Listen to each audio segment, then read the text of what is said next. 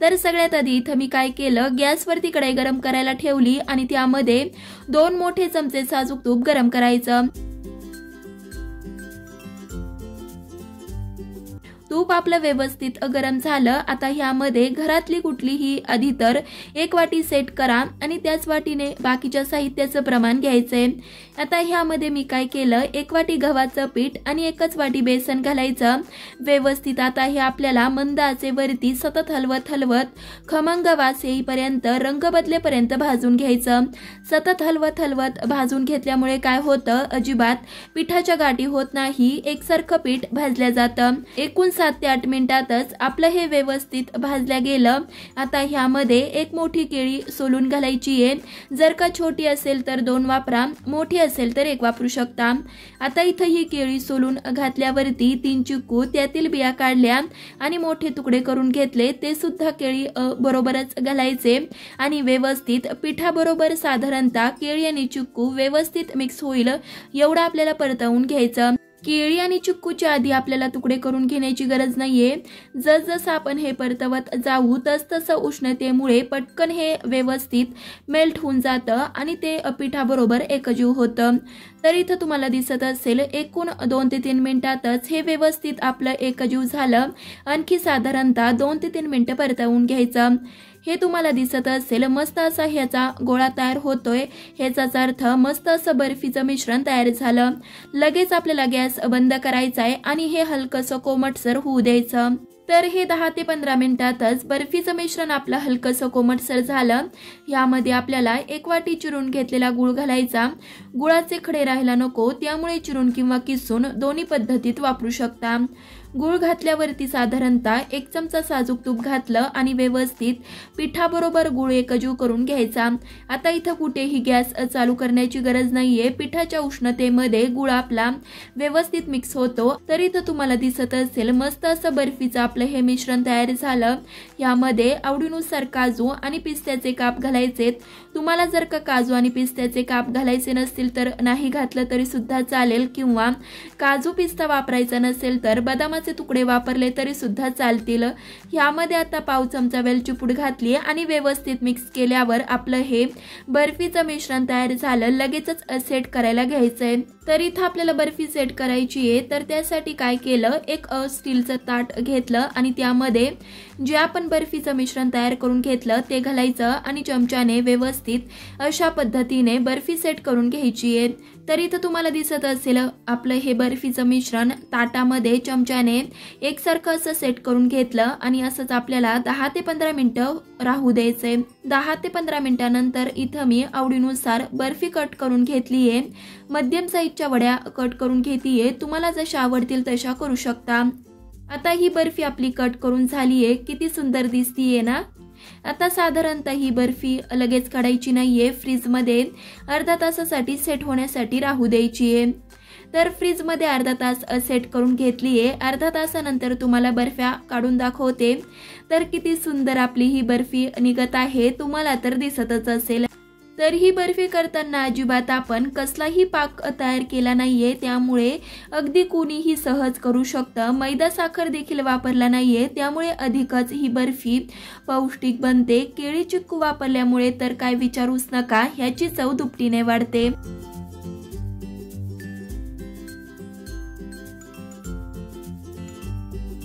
इथं मी बर्फ्या सगळ्याच काढून घेतल्या। तुम्हाला एक बर्फी तोडून दाखवते, किती आतून मऊसूत, तोंडात टाकताच विरघळणारी आपली ही बर्फी तयार झाली आहे ना।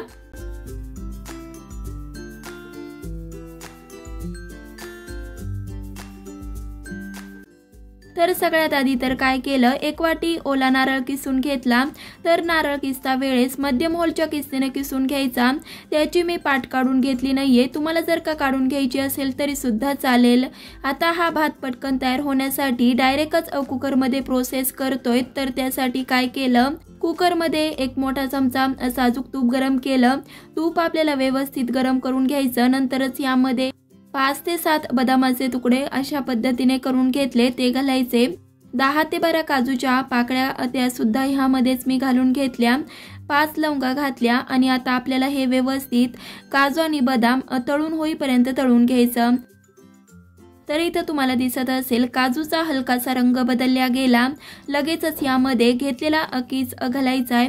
तो तुपावरती परतवून घेतल्यामुळे काय होतं, एकतर भातामध्ये नारळाची चव छानपैकी अशी उतरते। तर आता हा किस तुपावरती घातल्यावरती काय करायचं, 2 ते 3 मिनिटं हा सुद्धा आपल्याला परतवून घ्यायचा। तुम्हाला इथे दिसत असेल हलकासा किस रंग बदलल्यासारखा दिसतोय। लगेचच यामध्ये काय केलं, पाऊण वाटी धुतलेला तांदूळ घालायचा आहे। तर हा तांदूळ बासमती नव्हता, त्यामुळे लगेच हा धुवून ह्यामध्ये घातला। जर का तुम्ही बासमती वापरत असाल तर 10 मिनिटांसाठी भिजवून ठेवू शकता। आता हे धुतलेले तांदूळ आहे ते ह्यामध्ये घालायचेत आणि व्यवस्थित 2 ते 3 मिनिटं परतवून घ्यायचं। तांदूळ गरम होईल एवढंच आपल्याला इथं परतवून घ्यायचंय। जास्तही तांदूळ परतवून घेऊ नका, काय होईल एकतर त्याचे तुकडे होतील। तर इथं 2 ते 3 मिनिटं व्यवस्थित परतवून घेतलं। आता हे तांदूळ गरम आहे त्यामुळे गरमच पाणी घालायचं। जर का थंड पाणी घातलं तर भाताचा लगदा होईल। तर इथं आपण ज्या वाटीने तांदूळ मोजले होते त्या वाटीने बरोबर 2 वाटी गरम पाणी घातलं आणि व्यवस्थित मिक्स करून घ्यायचं। आता भाताला छान असा रंग येण्यासाठी खायचा पिवळा कलर घातला। खूपही घालू नका, थोडासा अगदी घालायचा। व्यवस्थित मिक्स करून घ्यायचं आणि कुकरचं झाकण लावायचं आणि एक शिट्टी काढून घ्यायची। जर का तुम्ही हा भात पातेल्यात किंवा कढईत करत असाल तर 10 मिनिटांसाठी झाकण ठेवून शिजवून घेऊ शकता। एक शिट्टी काढून घेतली आणि पूर्णपणे वाफ मनाने जाऊ दिल्यावरती झाकण उघडलं तरी तर तुम्हाला दिसत असेल व्यवस्थित हा भात आपला शिजला गेला। आता ह्यामध्ये काय करायचं, जेवढे आपण तांदूळ घेतले तेवढाच गूळ घालायचा आहे। तर इथं काय केलं, पाऊण वाटी आपण तांदूळ घेतले होते तर पाऊणच वाटी गूळ घालायचा आणि व्यवस्थित मिक्स करून घ्यायचं। आता मात्र आपल्याला झाकण लावण्याची गरज नाहीये किंवा झाकण ठेवून शिजवून घेण्याची गरज नाहीये, असंच आपल्याला मिक्स करत हे शिजवून घ्यायचंय। तर इथं तुम्हाला दिसत असेल गूळ घातल्यावरती 5 ते 7 मिनिटं गुळाबरोबर हा भात मी व्यवस्थित शिजवून घेतला। एकदा छान असं मिक्स करायचं आणि सगळ्यात शेवटी गॅस बंद केल्यावरती पाव चमचा वेलची पूड घालायची आहे। गुळाचा पदार्थ आहे म्हटल्यावरती थोडंसं जायफळ देखील अलच म्हणून पाव चमचा ते सुद्धा किसून घातलं। जर का तुमच्याकडे इथं जायफळची पावडर असेल तर ती सुद्धा वापरू शकता। तर सगळ्यात शेवटी दिसायला छान दिसावं म्हणून थोडेसे पिस्त्याचे काप घातले।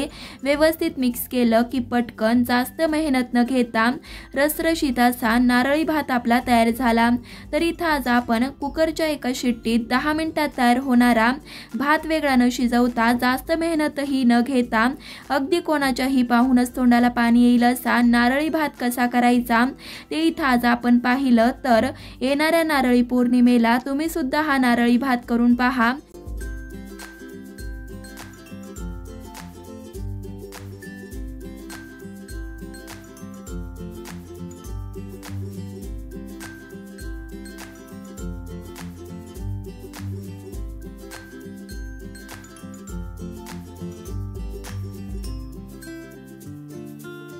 तर त्यासाठी काय केलं, 1.5 ओलं नारळ त्याचे मी अशा पद्धतीने तुकडे करून घेतले।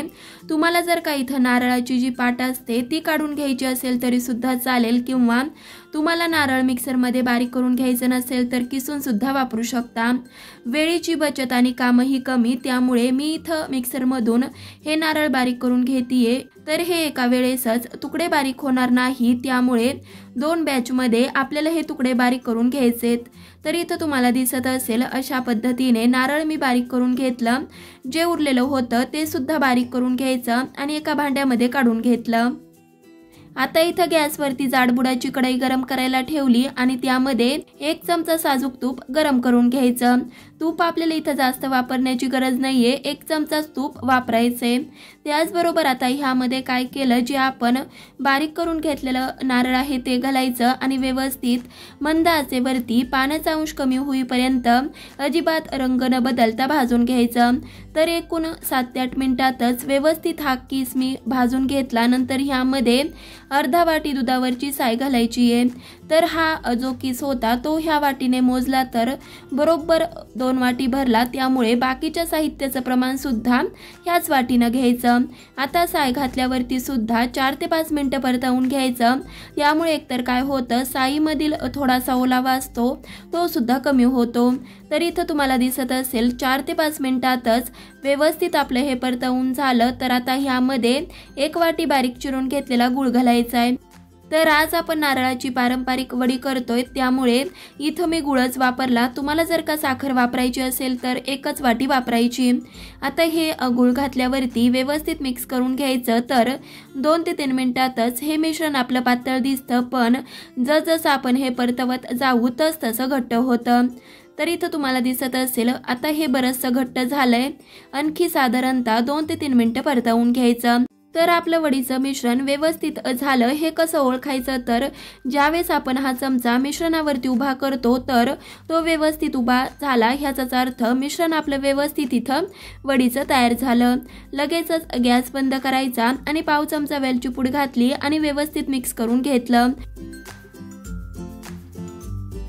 आता इथं मी एक स्टीलचं ताट घेतलं आणि त्यावरती जे आपण वडीचं मिश्रण करून घेतलं ते घालायचं। ताटाला काही मी तेल लावून घेतलं नाहीये। काय होतं, एकतर नारळाला अंगचंच तेल सुटतं, त्याचबरोबर साय वापरली आहे, थोडंसं तूप देखील वापरलंच आहे, त्यामुळे अजिबात तूप लावण्याची गरज पडत नाही। तर इथं तुम्हाला दिसत असेल चमच्याने मी बरंचसं एकसारखं करून घेतलं। आता थोडंसं हाताने सुद्धा करून घ्यायचं। तर आता दिसायला छान दिसावं म्हणून थोडेसे पिस्त्याचे काप वरून भुरभुरून घेतले आणि थोडेसे हाताने प्रेस करून घ्यायचे। काय होतं, ज्यावेळेस आपण ही वडी कट करतो त्यावेळेस वडीपासून ते वेगळे होऊ नये म्हणून थोडेसे आपल्याला हाताने प्रेस करून घ्यायचं। तर आता ही वडी आपल्याला साधारणतः 10 ते 15 मिनिटं तरी थंड करून घ्यायची आहे। जर का गरम असतानाच कट केली तर जे वडीचं मिश्रण असतं ते कट करता वेळेस सुरीला चिटकू शकतं। तर एक 10 ते 15 मिनिटातच आपलं हे वडीचं मिश्रण कोमटसर झालं, त्याचबरोबर थोडंसं सेट सुद्धा झालं। आता आपल्याला चौकोनी शेपमध्ये वडी कट करून घ्यायची आहे। तर तुम्हाला दिसत असेल अजिबात वडी कट करता वेळेस सुरीला आपण तूप लावून घेतलं नाहीये, तरी सुद्धा मिश्रण काही सुरीला चिटकलं नाही। तर इथं तुम्हाला दिसत असेल अशा पद्धतीने वडी कट करून घेतली। आता ही आपल्याला अर्धा तासासाठी फ्रीजमध्ये सेट होण्यासाठी राहू द्यायची।